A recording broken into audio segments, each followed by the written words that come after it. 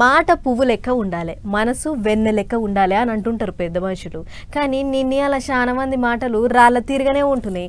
వాళ్ళు మాట్లాడితే రాళ్ళతో కొట్టినట్టే ఉంటున్నది. నెరి మాటలతోనే కయ్యం తీసేటోళ్ళు, మాటలతోనే చిచ్చులు పెట్టేటోళ్ళు బాగా తయారైండ్రు. ఇక చూడుర్రి, సినిమాల యాక్టర్ కమల్ హాసన్ మాట్లాడిన ముచ్చట్లు కర్ణాటకల అగ్గిరాజేష్ని.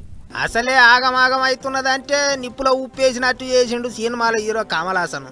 ఇప్పుడు సినిమా గురించి మాట్లాడనీకే పోయినా ఆయన ఆ కథ ఏంటిదో మాట్లాడాలి, దాని గురించే చెప్పాలి. కానీ భాషల గురించి ఏంటికి తీసిండో ఏమో సారు. ఇట్లనే కర్ణాటక రాష్ట్రంలో సినిమా ప్రచారానికి పోయి ఆగమైండు. అసలే కన్నడ భాషను చిన్న మాట అన్న కర్ణాటక పబ్లిక్ సహిత్తలేరు. కన్నడ భాష రానోళ్ళు కర్ణాటకలో తిరగొద్దు అన్నట్టే చేస్తున్నారు. గిసోంటి వాళ్ళ కమల్ హాసన్ సారు వాళ్ళ రాష్ట్రానికి పోయి కన్నడ భాష కూడా తమిళం నుంచే పుట్టింది అని మాట్లాడిండు. మరి అది తప్పో ఒప్పో వెనక చిరికి ముచ్చటగాని తమిళం నుంచి కన్నడ పుట్టుడేంది, కన్నడ భాష చరిత్ర ఏందో కమల్ హాసన్కు తెలుసా, గట్టెట్ట మాట్లాడతాడు అని ఇప్పుడు కన్నడ పబ్లిక్ అంతా దుబ్బెత్తిపోస్తున్నారు.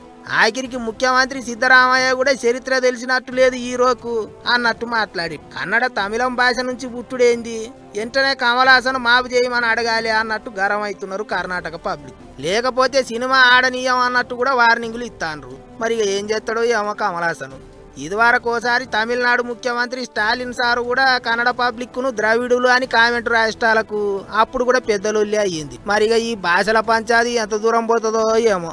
ఇగిదిట్లుంటే అటు తమిళనాడులో డిఎంకే పార్టీ వాళ్ళు కమల్ హాసన్ ను రాజ్యసభ ఎంపీని చేస్తామని ప్రకటించిండ్రు. పోయిన ఎలక్షన్లలో డిఎంకే పార్టీ వాళ్ళతో పొత్తు పెట్టుకొని సాధించిండు కాబట్టి ఇప్పుడు ఆయనను రాజ్యసభ ఎంపీని చేస్తున్నారట. మొత్తానికి కర్ణాటకల కుంపటి, తమిళనాడుల ఆరతి అన్నట్టే ఉన్నది పోన్రి కమల్ హాసన్ సార్ పరిస్థితి అనుకుంటారట ఇప్పుడు చాలా మంది.